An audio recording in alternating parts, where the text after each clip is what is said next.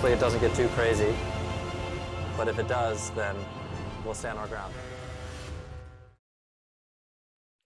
Well, I would like to start with saying thank you to Sky Woman for giving us spirit. Thank you to Grandmother Moon for giving us our blood and all the ties and the waters on this beautiful Mother Earth. I would like to say thank you, Mother Earth, for giving us all the beautiful medicines like the animals and the cetaceans in the sea. I would like to say thank you to all the mothers for giving us guidance and giving us life, from the little baby girl to the eldest. Thank you. Catherine? So hi, Paul. My name is Katherine. I've been working with Annik at PhiLab, and I'm the person that takes care of all of communications for the research lab. But we're a philanthropy research network in Canada that really is trying to gain more information and knowledge about the Canadian philanthropic sector, how grant making is done, as well as how it can improve, because there's of course always room for improvement.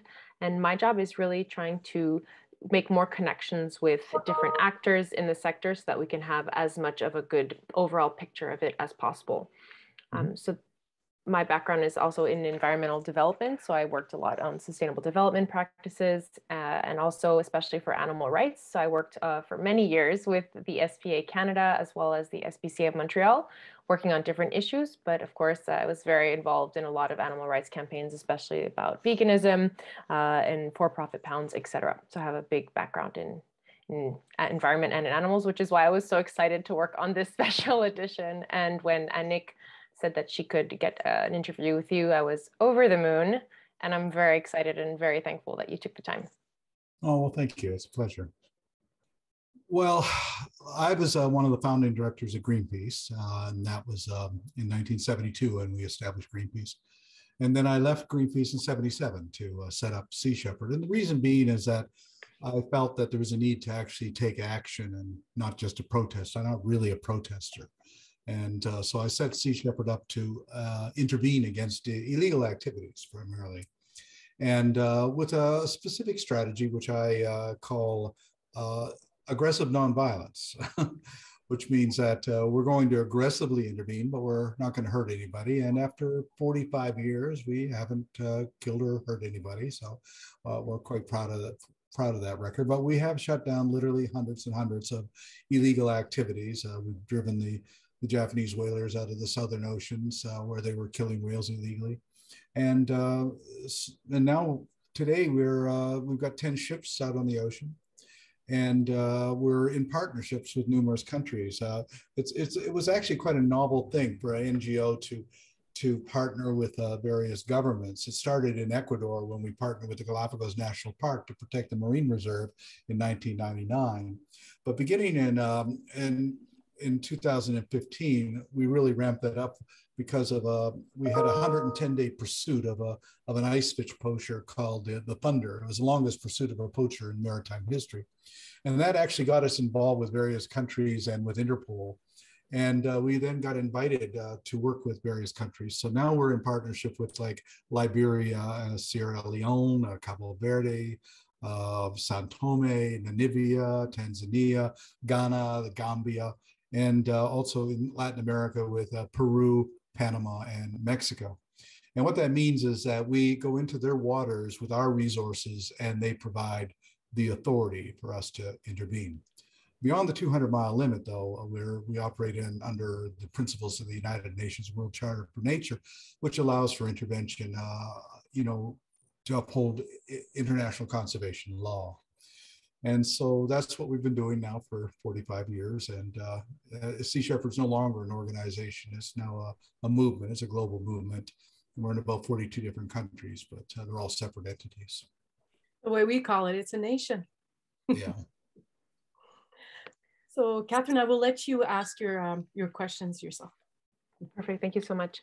So my question especially is going to be around different funding issues. So one of the first questions I had was, how did you finance the first purchase of the first Sea Shepherd ship? Well, actually, two conservative organizations actually helped me out. One was Cleveland Amory's Fund for Animals based in New York City. And I went to Cleveland in order to get help to oppose the killing of seals. And he said, well, what do you need? I said, I need a ship. And he said, well, so he gave me $120,000 to find a ship. So I found the ship in England, and great, but now I didn't have any money to operate it.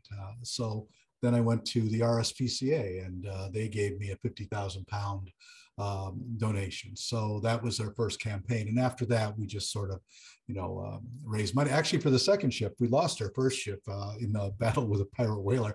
But for the second ship, I sold the movie rights to the incident with the pirate whaler to Warner Brothers, and that financed our second ship.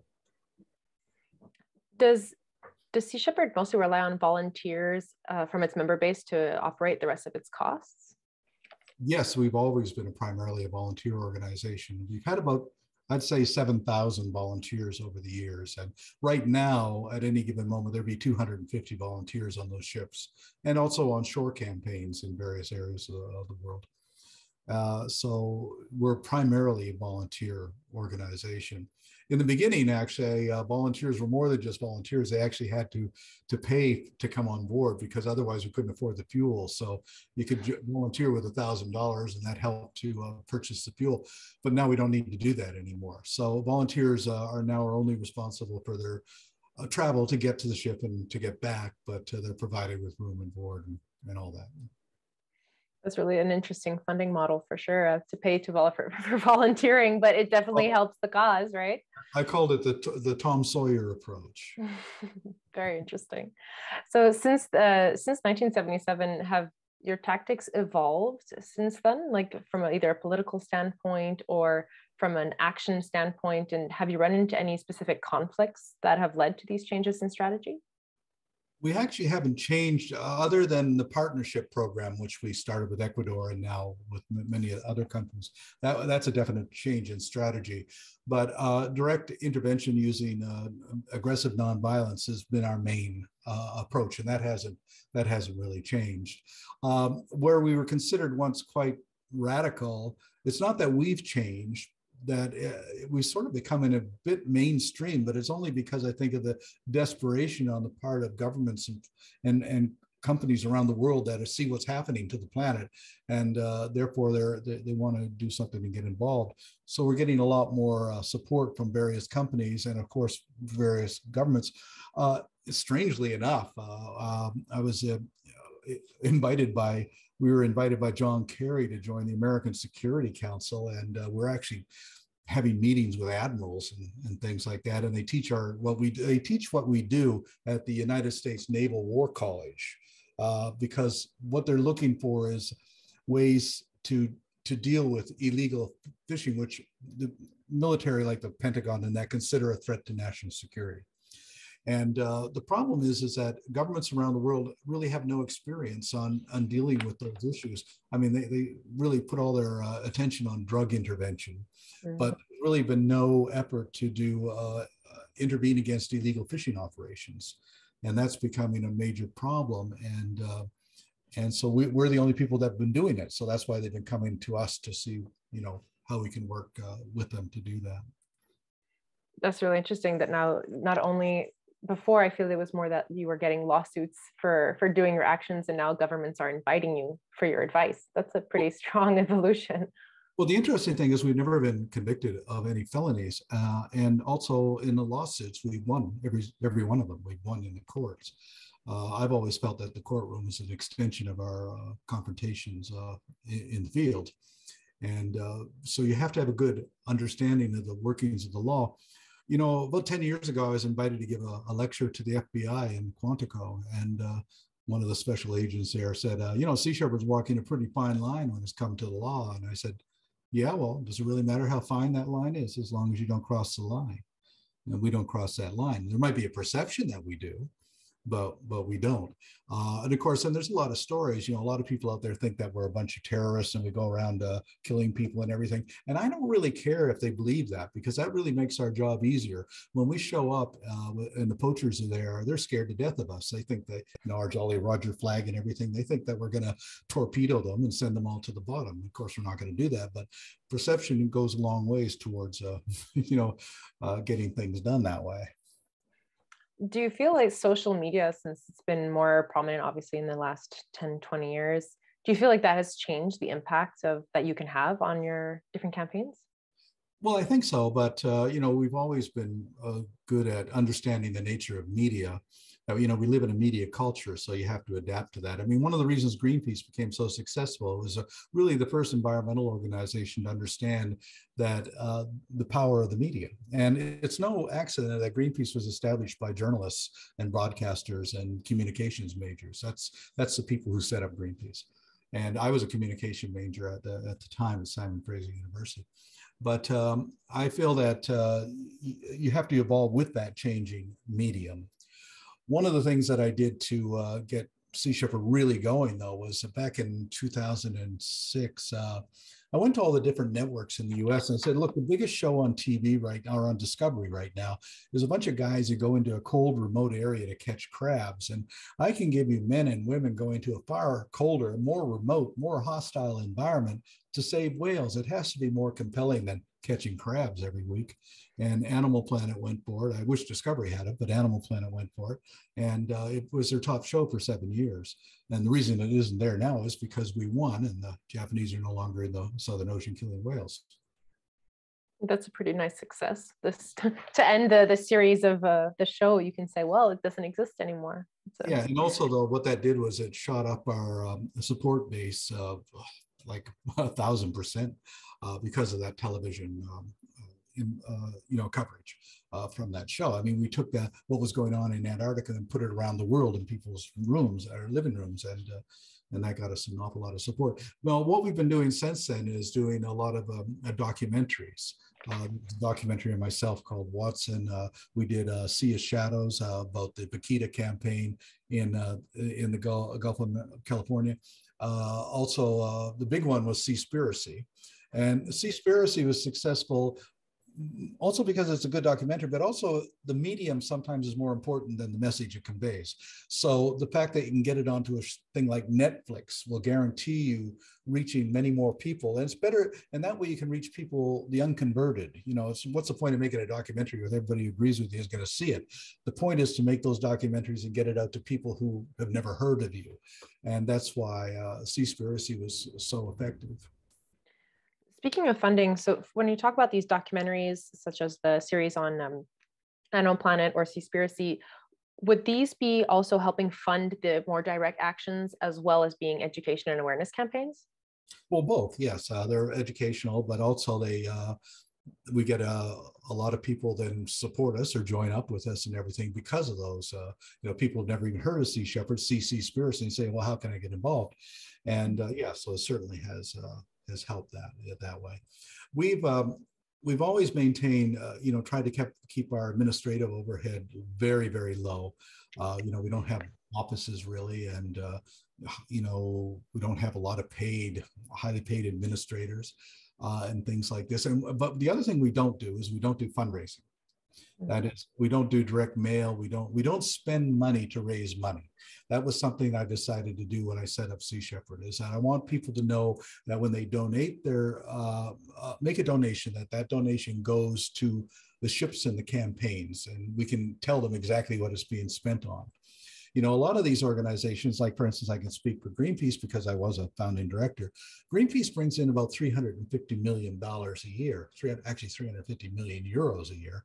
And they spend about 70 to 80 million on fundraising.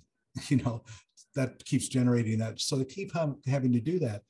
Now, we don't bring in nearly that much. I think we about 20 million totally.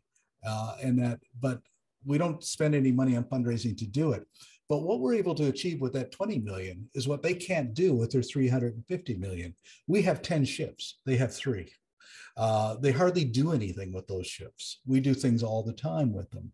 Our strength lies in our volunteer base, not in the monies that we have.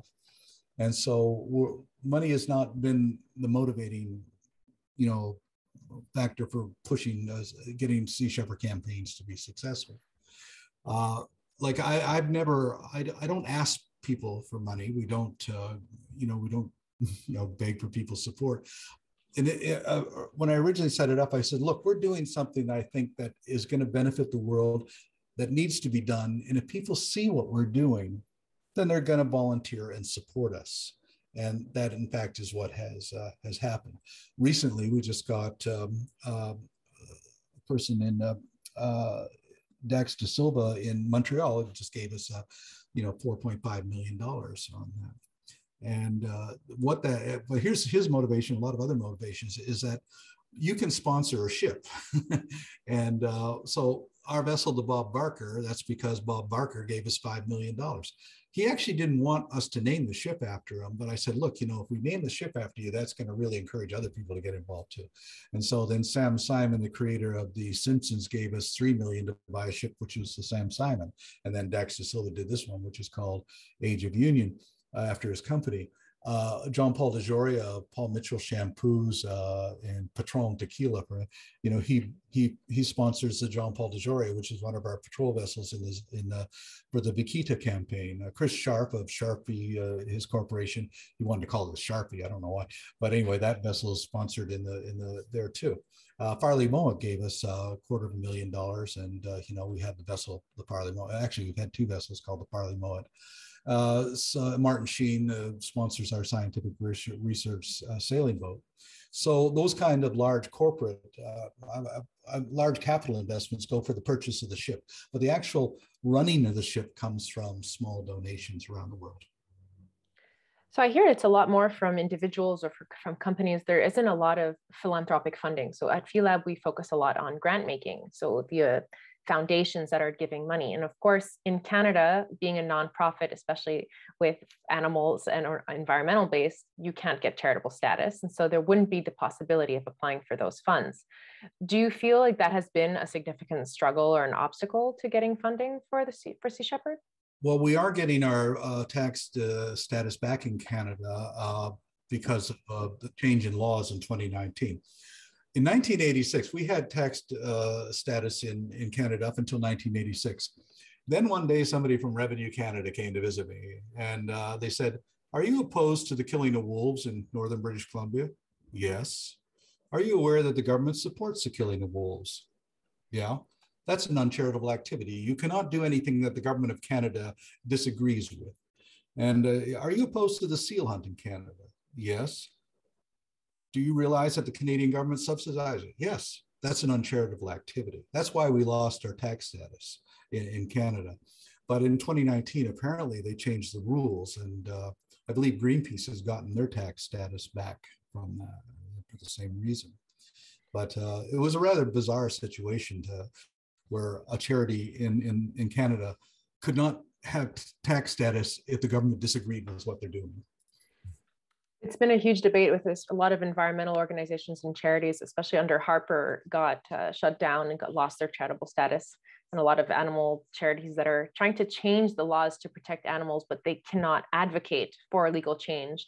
So there's definitely a huge discrepancy between that. And that's why I believe in 2019, when that law came into effect, a lot of organizations are starting to gain more power. And it's really making a shift in the priorities of what can be funded in Canada.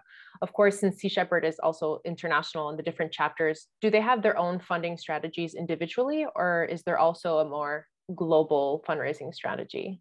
Well, for instance, in Australia, we really had to fight for like 8 years to get our tax status there, because although we have a huge public support in Australia, the government has always been hostile there. But finally, the government couldn't put us off anymore. In New Zealand, they denied Greenpeace the tax status, but gave it to us. But we have a tax status in France and Germany, the UK, Italy, Austria, places like that. But those are all separate. Those are all separate entities, and they're all Sea Shepherd groups in those countries are run by people in those countries. And but we have an umbrella organization sort of called Sea Shepherd Global. Sea Shepherd Global doesn't have any money at all. They're based in Amsterdam, and all Sea Shepherd Global does is coordinate the operations of the ships and everything independently. So the ships aren't linked to Sea Shepherd. Each ship has its own charitable organization, and that's I don't know if you know anything about shipping, but the problem is that it's a liability issue, you know. So say if a ship gets in trouble, they can sue the whole organization. But the way it is right now, the ship can only be sued, you know, not and the organization that owns the ship, but the organization that owns the ship isn't Sea Shepherd. Sea Shepherd actually doesn't own any ships. You know? So, smart strategy. Well, it's one the shipping industry has used for years and years. So we just sort of do what they do. It's always a challenge because there's always new rules and regulations. One of the latest challenges is that, you know, it cuts into us being able to use volunteers as effectively, is that the registries want to have manning certificates. Now, the reason for this has nothing to do with us, but really has a lot to do with the refugee vessels that are in the Mediterranean, which one of them actually is captained by one of my former officers. She got Banksy to bank from where to do that vessel. But the problem is that these are charitable organizations and they're picking up refugees, which is good, except that the governments in Europe didn't like that. And so to make it harder for them to operate, they said, okay, you're going to have manning certificates. You know, it was one thing to have the captain and the chief engineer and the first officer having proper certification, but these manning certificates are saying everybody has to have proper certification. Every deckhand and every, you know, all these unskilled things have to have proper certification. So what that forced us to do is that when our volunteers come on board, we have to run them through courses in order to get their certification. That definitely complicates things a lot. Yeah, it makes it more difficult. And also, our biggest problem is not actually acquiring ships. Our biggest problem is acquiring skilled officers to run those ships, which is especially challenging because all of our ships are 100% vegan, and getting engineers to sign on to that has been a bit of a struggle. But and not only the engineers, but the policing bodies that come on board are you know, in Africa and everything like that. It's interesting. What was it? I think in Gabon, we had 12 soldiers come on board and said, I don't want anything to do with this vegan thing. And they said, okay, you guys make your stuff out on deck and do whatever you want, but if you want to eat the vegan meals, you can. And within 2 days, they're all eating inside, and they felt that the food was better, you know, inside. So, you know, we found that the best way to get people to become vegan is to expose them to it, not to force them into it. This is definitely a very complex situation with, I had never known about the whole shipping regulations. So it definitely adds an extra level of complexity. Oh, well, I mean, the regulations are constantly are changing, and they're also, they change due to political pressure. And to give you an idea of how bizarre this was, in 2011, there was a situation where we had to go to rescue a Norwegian vessel that had sunk in the McMurdo Sound in Antarctica. I had to fight my way through a storm, a really bad storm, which the HSS Wellington, the New Zealand warship, couldn't make it through, but we made it through.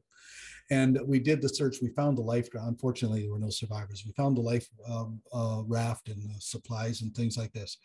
And we had to go to McMurdo and had a helicopter and refuel. Fine, we get a commendation from New Zealand Search and Rescue. Then I get a letter from the New Zealand Foreign Minister reprimanding me for having gone on to Ross Island without having the proper permit. And that permit takes 3 months to get. And I said, how am I supposed to get a permit when your search and rescue has asked me to go in and find these people? And the guy said, well, because of that, we're not going to fine you this time, but don't do it again. So rather than saying thank you for what we did, you know, this is how some of these governments deal with this, you know. So definitely. But then again, it's interesting how people come around. The Australian Environment Minister, Ian Campbell, in 2007, 2008, he was really hostile towards us and, you know, was totally against everything we were doing. 2009, Ian Campbell's the director of Sea Shepherd Australia and our representative to the International Whaling Commission.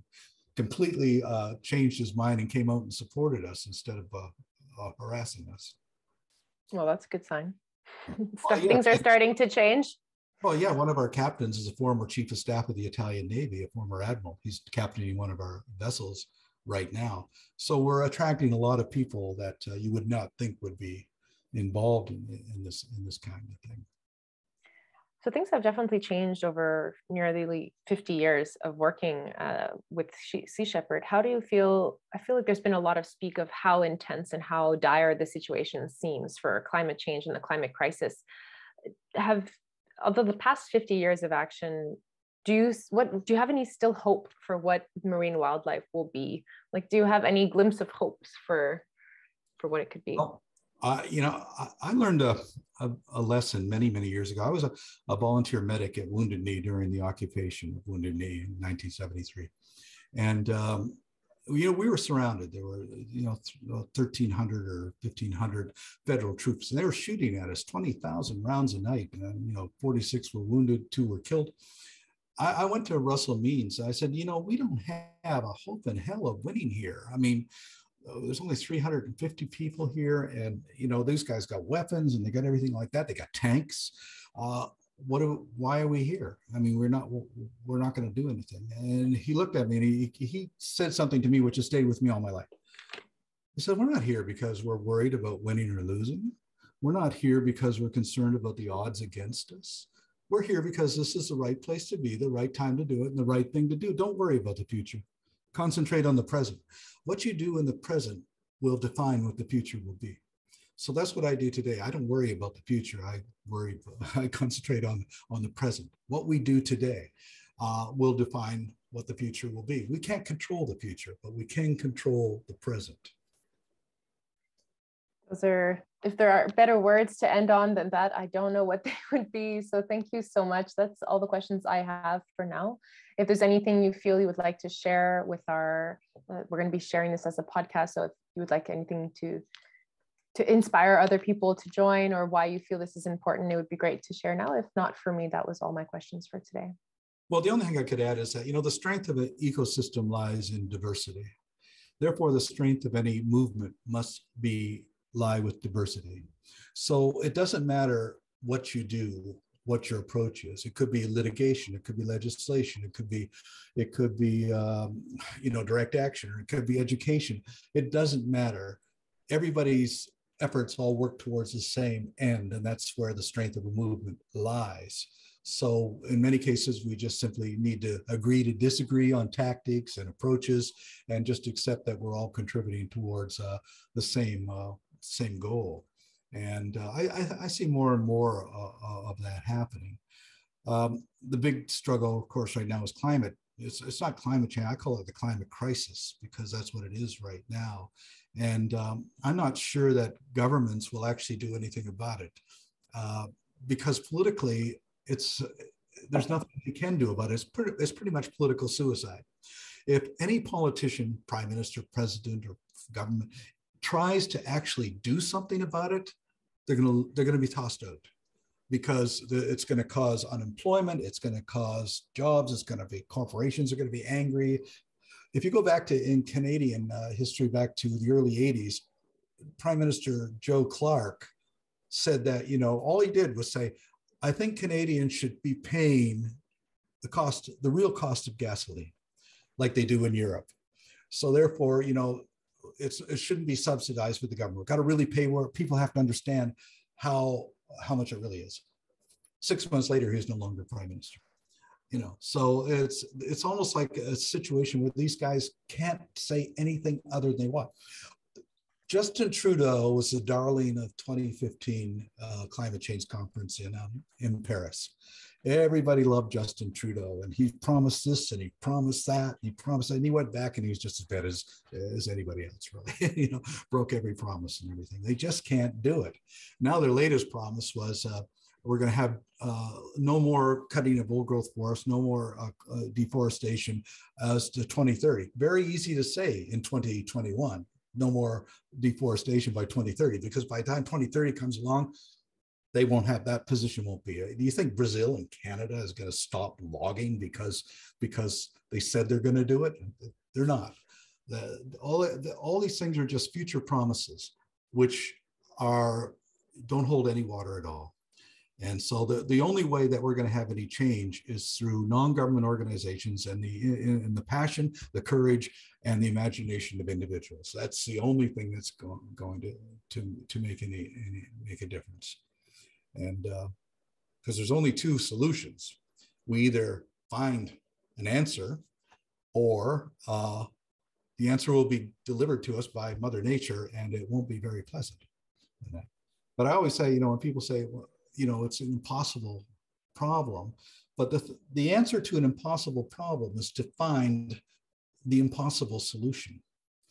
And how you do that is through passion, courage, and imagination. The very idea in 1972 that Nelson Mandela would be president of South Africa was unthinkable. It was impossible. And yet the impossible became possible. So I think that that holds true for a lot of things. So that gives me hope. That's great. Maybe just to circle back, since we talked about it, but since obviously governments don't really have the power to implement many of these changes, I guess would that be where the third sector, so nonprofits and philanthropy, can kind of play a bigger role in supporting these different campaigns? So for example, foundations can start actually financing and funding organizations that are trying to protect the environment, trying to protect animals and their well-being. No, absolutely. That's what they should be doing. And because solutions are not going to come from government. For instance, a few years ago, I took a look at the province of British Columbia. There was a PR company called Burston and Marsteller. It's the largest PR company in the world, represents all the oil companies and everything. That PR company was representing the logging industry in British Columbia. It was representing the government of British Columbia. It was representing the newspaper and television, BCTV, and the Pacific Press. The same PR company representing government, corporation, and the media. And this collusion of those three is what keeps us where we are. The problem isn't fake news. The problem is no news. Things that the media just simply doesn't cover, ignores completely, or unless you force them. For instance, Standing Rock and the pipeline debate and everything, they didn't even want to talk about that until they were forced to do it. But Fukushima, when do you ever hear anything about Fukushima? They're dumping radioactive water into the ocean all the time, but it's never in the news. There's certain things that they decide that they're not going to cover. And that's because of collusion between government, corporations, and the media to decide what they want. And CBC is useless. I always call them controlled by Canada anyway. No, for sure. It's definitely a very complex situation. So thank you so much for all of this incredible insight. I can't wait to delve into it on a more deep level. So I'll maybe just explain the next steps of what will happen. So of course, I'll be transcribing the interview and working on a written version of the interview to then be published on our blog, on our website. And as well, we're going to be working on a podcast. We're going to be maybe editing, I'll just go with this part as well as the beginning, but we'll send it your way just for validation before. And same thing with the written interview. I'll send it your way just for a quick overview, but I won't be changing anything you say. I'll just be maybe shortening some sentences and moving some things around. But other than that, it'll be pretty straightforward from the transcript. So if that's okay with you, then Sure. Perfect. No. Well, thank you so much. And of course, we would love for this interview to be shared as much as possible, because I do feel like it's a very unique model of funding that a lot of grassroots organizations can really focus on, that it's not necessarily finding the most money and focusing so much on fundraising, but finding the right people that believe in your cause. And for me, that's what really struck a chord the most from this interview. Well, I think that every charity should be in the business of putting themselves out of business. Yes, that's true. I always say that it's when I was working at the SPCA of Montreal, we were always like, my goal is to not have a job, in the sense of not being needed anymore because the issue has been solved. Yeah. So it's definitely a great goal. Well, thank you so much for your time. Annik, thank you so much for putting us in contact. And I really look forward to sharing with you the fruits of our labor. Oh, thank you. Thank you very much, Paul. And we'll continue doing all the great things here at the chapter in Montreal. So thank you very much for everything that you're doing, and congratulations on those beautiful creatures that you've put on this planet to continue the wonderful work that you've done. You have 2 beautiful children that will be able to continue your legacy. So thank you so much for everything, Paul. And thank you, Katherine, for sharing this space with us. Oh, thank you. Thank you. Have a great evening. Bye.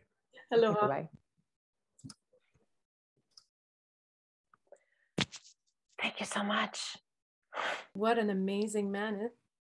It's just so interesting. And like, from a philanthropy perspective, it's so like different. And the part about like not spending on fundraising is so interesting. And volunteers, like, paying to participate because they believed in it so much. Like, I think it's really something that needs to be put forward to hopefully inspire other environmental movements, that it's not necessarily about the funding. Like, yes, of course you need some funding, but it's also about like believing it and just being like dedicated to the cause.